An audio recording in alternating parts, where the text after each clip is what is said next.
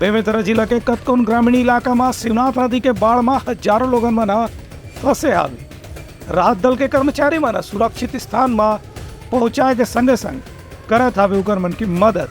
शिवनाथ नदी में लगातार दूसर दिन भी जलस्तर लगातार बढ़े के ही क्रम बने रही से एक स्थिति जिला के कतकुन गांव में अभी भी टापू बने की स्थिति देखे बन मिलत है। खासतौर से करमसेन गांव पूरा तरह से टापू में तब्दील हो चुके हैं।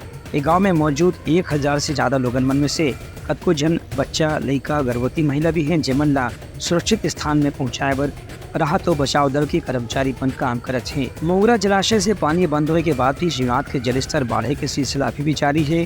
काबर के अंदरूनी इलाका में कहीं कल भी बारिश होने के समाचार मिले हैं। मौसम विभाग डहार ने भी चेतावनी जारी करेगी कि जहाँ कहीं भी नदी नरवा के किनारे लोगन मन निचला बस्ती हवे ओमन ला अपन सुरक्षा पर विशेष रूप से ध्यान देना चाहिए। दूसर कोती बेमेतरा के जिला प्रशासन डहार ने भी नानघाट क्षेत्र में लोगन मन ला खास तौर से चेतावनी जारी करेगी है कि यहाँ शिवनाथ के जल स्तर आगू आने वाला दिन में भी बढ़ सकत है। एक स्थिति लोगन मन ला एहतियात के तौर पे नदी नाला के उफान वाले क्षेत्र में जाए से बचना चाहिए।